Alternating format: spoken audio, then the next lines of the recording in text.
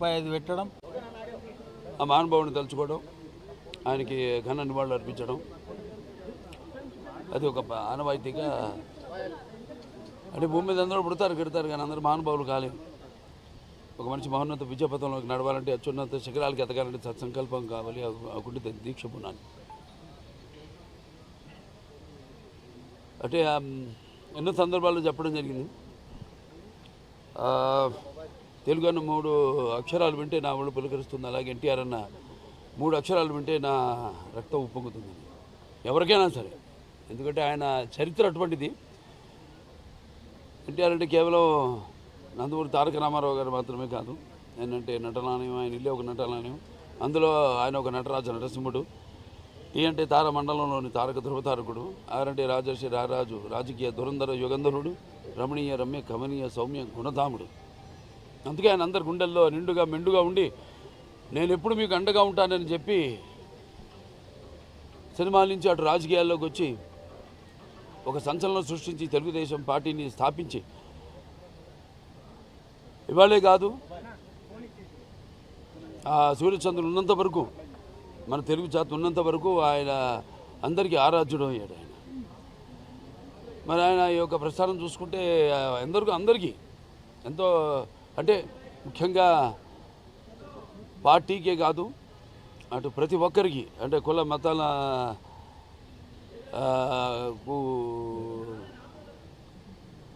తావు లేకుండా, అటు ఆయన చేసే సినిమాలు అయితేనేమి, అంటే ఆయన నటుడిగా ఆయన నటించినప్పుడు పౌరాణికాలు ప్రాణం పోసుకున్నాయి, జానపదాలు జావలీలాడాయి, అలాగే సాంఘికాలు సామజ పరగమనాలు అయ్యాయి. పద్యం పదులెక్కింది, పాట నాటుని ఇచ్చింది, కళమ్మ తల్లి కన్నుల పండుగ చేసుకుంది, కలకలలాడింది, గలగల నవ్వింది. అనే నటనలో మరి ప్రపంచంలోనే అనితర సాధ్యమైన పాత్రలు, ఎవరు చేయలేని పాత్రలు. అంటే పౌరాణికం మనకు పరిమితమైతే అంతేకాకుండా ఎన్నో ప్రయోగాలు ఆయన చేశారు. అలాగే నటనలో ఆయన ఒక నటధీశాలి, అలాగే నటనలో ప్రయోగాలు చేసిన ఒక నటనాచార్యుడు. అలాగే మరి చేసిన ప్రతి పాత్రను కూడా పరకాయ ప్రవేశం చేసి అణువణువులో నింపుకుని ఆ పాత్రలకు ప్రాణం పోసిన మహానుభావుడు నందమూరి తారక రామారావు. అటువంటి నటుని ఎటు చూసినా ఎటు వెతికినా కూడా ఎక్కడా మనకి కనిపించడు అని ప్రతి ఒక్కరు ఒప్పుకుని తీరుతారు. అలాగే రాజకీయంగా చూస్తే అప్పుడు ఆనాడు తెలుగుదేశం పార్టీని స్థాపించడం, అలాగే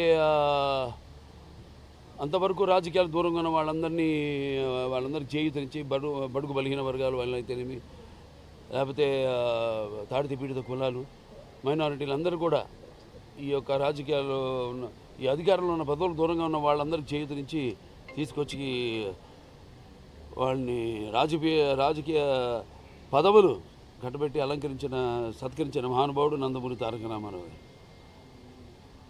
అప్పుడు ఆయన ప్రతి తెలుగు బిడ్డ, ప్రతి తెలుగు మట్టి గడ్డ కూడా నేను తెలుగువాడిని అని సంగర్భంగా చెప్పుకొని దమ్ము, ధైర్యం, తెగువ, అలాగే వాళ్ళకున్న అహంకారానికి పదును పెట్టి సానబెట్టి బయటికి తీసుకొచ్చి వాళ్ళ చేత చెప్పించిన తెలుగు తేజం నందమూరి తారక రామారావు గారు.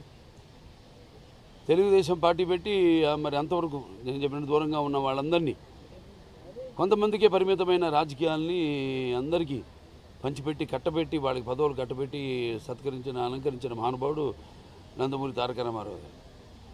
అలాగే ఆయన రాజకీయాల్లో ఆయన ప్రవేశపెట్టిన పథకాలు చూస్తే ఎంతో సాహసోపేతమైనవి, అలాగే సామాన్యులకి ఎంతో అనుకూలమైనవి, ఉపయోగకరమైనవి కూడా.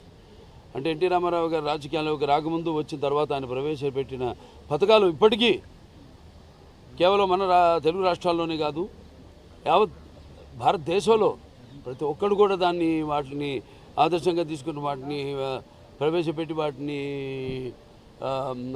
ఆ ఫలాల్ని అందరికీ కట్టబెడుతున్నారంటే అది ఆ రామారావు గారు పుణ్యం.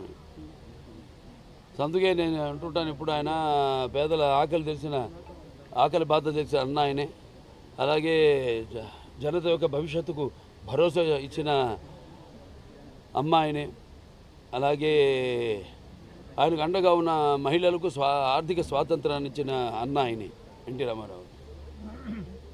ఇవాళ అలాగే ఇంకెన్నెన్నో సాహసోపేతమైన అంటే కిలో బియ్యం ₹2 కావచ్చు, లేకపోతే పక్కా ఇళ్ళు కావచ్చు, కాంక్రీట్ ఇళ్ళు కట్టించిన నిరుపేదలకి, అలాగే ఈ చేనేత కార్మికులు వాళ్ళకి ఉపాధి కల్పిస్తూ మరికి చేనేత వస్త్రాలు సగం ధరకి ఒక చీర, దోవతి, అలాగే మొట్టమొదటిసారి మన దేశంలో ఈ యొక్క ఏదైతే ఈ ₹30 పెన్షన్ వృద్ధులతో మొదలుపెట్టింది అన్నారు ఎన్టీ రామారావు గారు. అలాగే మహిళలకు ఆస్తులు, తండ్రి ఆస్తులు సమానకి అయితేనేమి, లేకపోతే వాళ్ళకు విశ్వవిద్యాలయం అయితేనేమి, తిరుపతిలో పద్మావతి విశ్వవిద్యాలయం అయితేనేమి, అలాగే మాండల అంతవరకు ఉన్న ఈ యొక్క ఏదైతే పై అధికారుల యొక్క నిర్లక్ష్యం వల్ల వాళ్ళ పైన ఉన్న ఒత్తిడి వల్ల ఏదైతే సామాన్య ప్రజలు ఇబ్బందులు పడుతున్నారో వాళ్ళందరికీ ఆనాడు ఉన్న ఈ యొక్క తాలూకాలని రద్దు చేసి ఆనాడు ఈ యొక్క మాండల వ్యవస్థను తీసుకొచ్చిన మహానుభావుడు నందమూరి తారక రామారావు. అంటే ప్రజల వద్దకు పాలన తీసుకొచ్చిన మహానుభావుడు. అలాగే అభినవ భగీరథ ఆనాడు తెలుగు గంగ, అలాగే ఈ యొక్క ఏదైతే ఆంధ్ర నివాస్ సమంతి ఉందో, లేకపోతే గాలేరు నగరి ఉందో, ఇవన్నీ కూడా ఆయన మానసిక పుత్రికలు. అలాంటివి ఎన్నో రచనలు చేసి ముందు చూపుతో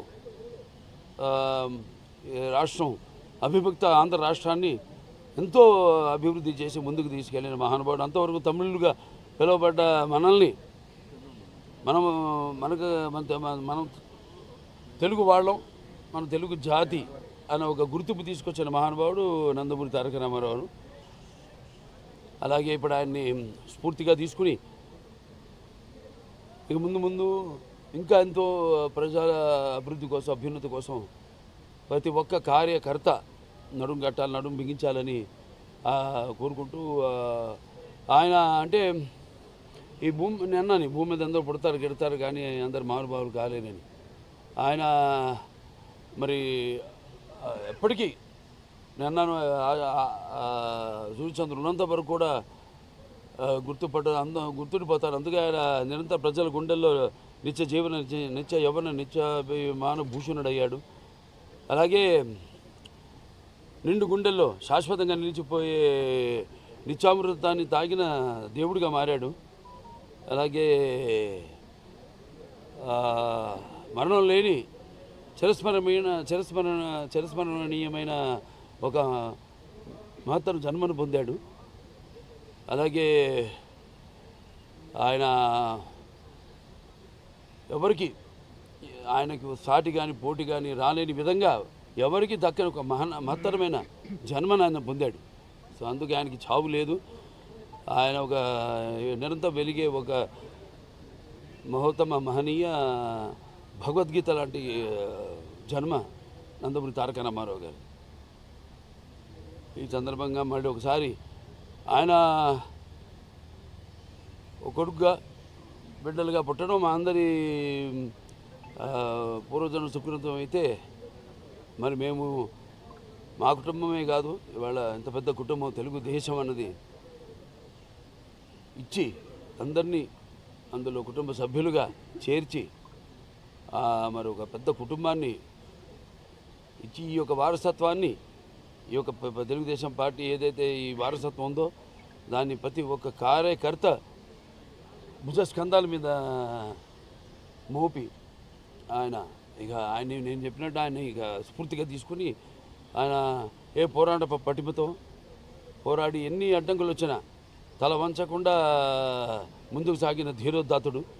అలాగే ఏదైతే తెలుగు ఎప్పుడెప్పుడు మన జాతికి ఎప్పుడెప్పుడు ఏ అవమానం జరిగినా దాన్ని ఆత్మాభిమానాన్ని కాపాడిన ధీరుడు.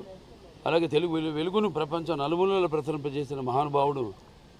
ఆయన్ని స్ఫూర్తిగా తీసుకుని అందరం మనం ముందుకు వెళ్ళాలని మనస్ఫూర్తిగా కోరుకుంటూ ఆయనకి ఈ సందర్భంగా ఘన నివాళులు అర్పించుకుంటున్నాను.